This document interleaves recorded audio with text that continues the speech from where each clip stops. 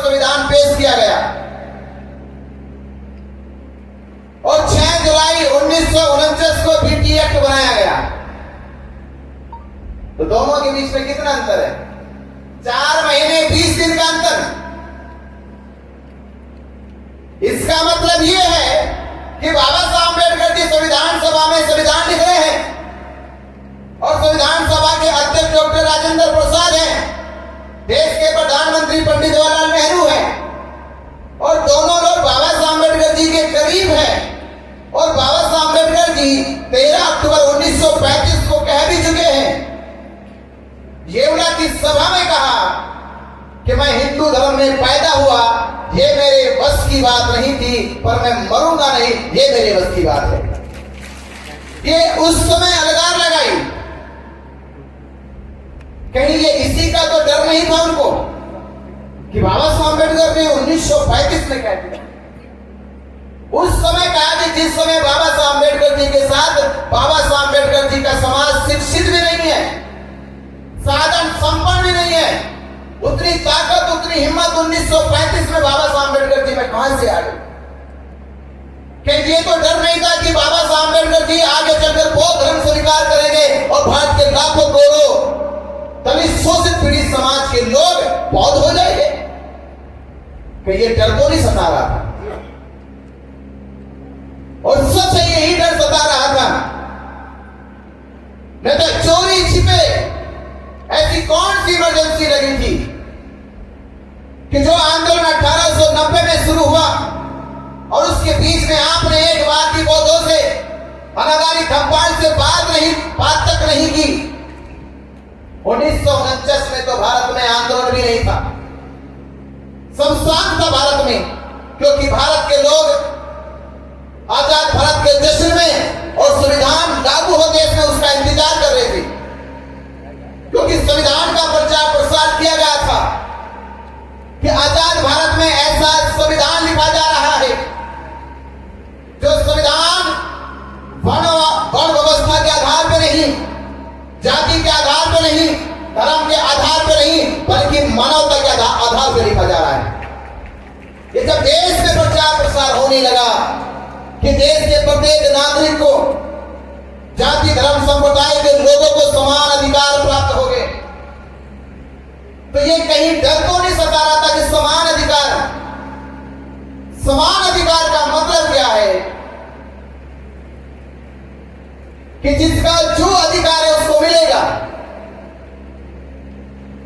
तो डॉक्टर राजेंद्र प्रसाद, पंडित जवाहरलाल नेहरू ने बिहार के राज्यपाल को लेके ये बीटी एक्ट बनाया। बाबा साहब अम्बेडकर जी से पूछा नहीं गया, सलाह मशवरा लिया नहीं गया, तो कौन सी इमरजेंसी लगी, कौन सा दबाव बना कि संविधान सभा में संविधान पेश होने से पहले 4 महीने 20 दिन पहले ही ये बीटी एक्ट कानून बनाया गया। ये बात डॉक्टर राजेंद्र प्रसाद, पंडित जवाहरलाल नेहरू जानते होंगे कि बुद्ध विहार है तो भिक्षुओं को मिलना चाहिए। टोटल 9 लोगों के जिक्र हुए, 4 बौद्ध हो गए, 4 हिंदू हो गए और एक गया जिले का प्रिय मजिस्ट्रेट जो है वो हिंदू अनिवार्य हो, उसका चेयरमैन होगा समिति का। प्रबंधन किन को मिलना चाहिए, उसके लिए बड़ी डिग्री की जरूरत नहीं है। चुनाव हर 3रे साल हो गए, बिहार गवर्नमेंट उनका चुनाव करेगी। 4 हिंदू, उनमें से 3 हिंदू का चुनाव करेगी, और चौथा जिसका जिक्र महंत है, उस महंत का एक्ट के अनुसार चुनाव नहीं होगा। एक्ट के अनुसार महंत को उस प्रकार अधिकार दिया गया जैसे किसी को लिमिटेड प्राइवेट कंपनी बनाकर सौंप दी जाती है कि तुम इसके मालिक, तुम्हारे बाद तुम्हारे बच्चे मालिक, यानी वंशागत जीवन भर जब तक तुम्हारी नस्लें इसको खुद ना छोड़ दे तब तक तुम्हें सौंप दिया। सोचिए अकल कहां थी। महंत का जिक्र, महंत हिंदू मंदिर का पुजारी हो सकता है, वो हिंदू संस्कृति में जिक्र होता है, कम से कम बौद्ध दर्शन पढ़ा हो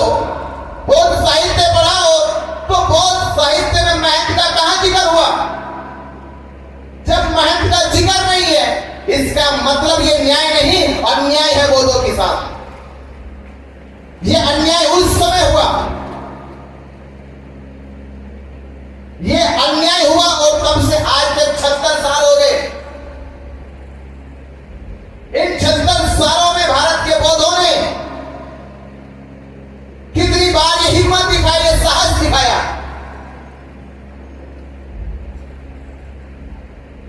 भगवान बुद्ध के धम्म में कहा जाता है, जैसा मन में हो वैसा आपकी वाणी में हो, जैसा वाणी में हो वैसा आपके कर्मों में होना चाहिए। हम बोध गया जाते हैं तो बोध गया जाना हमारा क्या संबंध है? टूरिस्ट बन के कि बोध गया घूमने चलेंगे? बोध गया जाते ये तब लेके कि महाबोधि महाविहार मुक्ति के लिए काम करेंगे, टूरिस्ट बन के ना जाते। आज भी भारत के बोध गया टूरिस्ट बन के जा रहे। जब आपने महाबोधि महाविहार की जिम्मेदारी ही नहीं ली है तो मैं क्यों छोड़ दे? जब उसको दिखाई नहीं दे रहा कि भारत के बहुत सीरियस है इस बात को लेके, अगर सीरियस हो जाते, गंभीर हो जाते इस बात को लेके, तो भारत के लाखों करोड़ों बौद्ध हैं और एक महंत महाबोधि महाविहार पे कब्जा कर लेता। आप सोचिए 4 दिन में मराठाओं ने महाराष्ट्र की सरकार को दिन में तारे दिखा दिए, घुटनों पे लाके टेक दिया उसे। उनकी तो नई मांग थी, कोई पुरानी मांग तो नहीं थी, वो विरासत की मांग नहीं थी, संस्कृति की मांग नहीं थी, अधिकार था उनका, वो भी नया, एकदम नया अधिकार कि संविधान में लागू करो। ये बात लागू की गई जबकि संविधान में प्रावधान भी नहीं, उसके बावजूद भी लागू की गई। इसका अर्थ यह था कि उनके पास ताकत और शक्ति थी। उन्होंने ताकत के बल पे, शक्ति के बल पे अपना अधिकार प्राप्त कर लिया। किसानों ने शक्ति के और ताकत के बल पे अपना अधिकार प्राप्त कर लिया। आप तो उनसे भी चले गए। राम मंदिर का फैसला आया इस आधार पे नहीं कि सबूत थे उनके पास, राम के होने के अवशेष मिले उनके पास, खुदाई में कोई साक्ष्य मिले, ऐसा कुछ नहीं था। और उनके पास एक चीज थी कि उन्होंने भारत के हिंदुओं को एकजुट करके अपनी ताकत दिखाई और सुप्रीम कोर्ट से मजबूरन कहलवाया कि ये मामला भले ही सबूत और गवाहों के साक्ष्य और अवशेषों के आधार पर सिद्ध ना होता हो, फिर भी भारत के करोड़ों हिंदुओं की आस्था और भावना है, इसलिए ये फैसला राम मंदिर के पक्ष में सुनाया जाता है। ताकत के बल पे सुनाया गया, शक्ति के बल पे सुनाया गया। और हम कौन सी चीज सबूत हो गया? अब कौन से सबूत देना चाहते हो? बोध गया खुद गवाही है कि इस धरती में सिद्धार्थ गौतम बुद्ध बने हैं। उस धरती की सम्राट तो खुद गवाही है कि 2300 वर्ष पहले महाबोधि महाविहार की नींव सम्राट अशोक ने रखी है। महाबोधि महाविहार की गवाही है फायान हैंडस्वाम, जो नालंदा यूनिवर्सिटी से पढ़कर 6वीं 7वीं ईस्वी के समय बोध गया प्रैक्टिकल करने के लिए आते थे, महाबोधि महाविहार की परिक्रमा करने के लिए आते थे। उनसे पहले किसी ने विवरण नहीं दिया, और वो तो भारत के भी नहीं थे, चीन के रहने वाले। उन्होंने जो लिखा वो आंखों देखा लिखा, आंखों देखा हाथ लिखा कि महाबोधि महाविहार अस्तित्व में है। हजारों लोग, देश विदेश के लोग आते हैं, महाबोधि महाविहार की परिक्रमा करते हैं। चारों दिशाओं में तथागत बुद्ध की मुद्राओं के स्थान है, चैत्य है, और मध्य बीचों बीच 4.5 फीट की तथागत बुद्ध की प्रतिमा रखी हुई है। यूनेस्को ने रिपोर्ट बनाई, यूनेस्को ने अपनी पूरी रिसर्च में कहीं जिक्र नहीं करा कि यहाँ पे कोई हिंदू अवशेष है, न राम का अवशेष, न विष्णु का अवशेष, न शंकर का अवशेष। वो भारत की संस्था ने, वर्ल्ड वाइड संस्था यूनेस्को ने भी कहा कि महाबोधि महाविहार है और इसकी पहचान केवल 1 साल 2 साल नहीं, 100 साल नहीं, 200 साल नहीं, 2300 साल पुरानी इसकी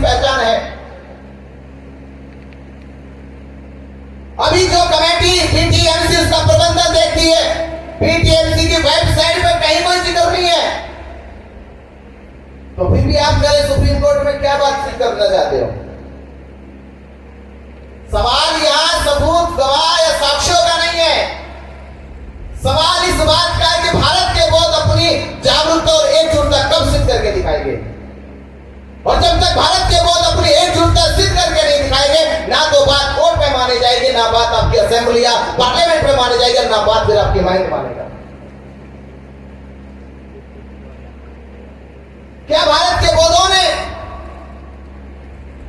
यह नहीं सोचना चाहिए कि आज से 3 वर्ष पहले भारत में कम संख्या वाले जैनी लोग आज से कई गुना कम है उनकी संख्या। सम्मेद शिखर पर्वत का आंदोलन चालू हुआ। सम्मेद शिखर का आंदोलन वो जैन मुनि जो वस्त्रता त्याग देता है, जिसे दिगंबर जैन मुनि के रूप में पूरा जैन समाज पूजता है, जिसके त्याग की, जिसके समर्पण की वो लोग गाथाएं गाते हैं, वो लोग भी अपनी विरासत और संस्कृति और अस्तित्व को बचाने के लिए सड़कों पर उतर के लाखों जैन मुनि उनके साथ चल रहे थे। पर क्या हम लोगों ने जिस तथागत बुद्ध ने जिस धरती को कहा कि ये साक्षी है धरती मेरे संबुद्ध होने की, और विश्व को उस धरती से प्रेरणा मिली, मानव जाति को उस धरती से ही ज्ञान विज्ञान सत्य और शांति का उपदेश मिला, कोई धरती इस दुनिया की सबसे इकलौती धरती है कि दुनिया में बहुत सारी धरती होगी जो जन्म के नाम से, किसी के मरण के नाम से जानी जाती होगी। ऐसी धरती खोजना बहुत है कि ये किसी के जन्म की धरती है, ये किसी के मरण की धरती है, पर दुनिया में दूसरी कोई धरती नहीं जो कह सके ये किसी के संबोधि की धरती है, वो दुनिया में कोई बहुत गया है। कोई भी कह देगा कि मुस्लिम मस्जिद है तो मुस्लिम मस्जिद का प्रबंधन मुसलमानों को मिलना चाहिए। सिख गुरुद्वारे हैं और सिख गुरुद्वारों का प्रबंधन किनको मिलना चाहिए? तो कोई भी कह सकता है सिख गुरुद्वारों का प्रबंधन सिख पाठी को मिलना चाहिए। ये बात केवल उन लोगों को समझ में आती जो ज्यादा पढ़े लिखे नहीं है, पर महाबोधि महाविहार बौद्धों को मिलना चाहिए। ये बात राष्ट्रपति डॉक्टर राजेंद्र प्रसाद को समझ में नहीं आई थी और ना पंडित जवाहरलाल नेहरू को समझ में आई थी कि महाबोधि महाविहार महंतों कभी बौद्ध भिक्षुओं को मिलना चाहिए।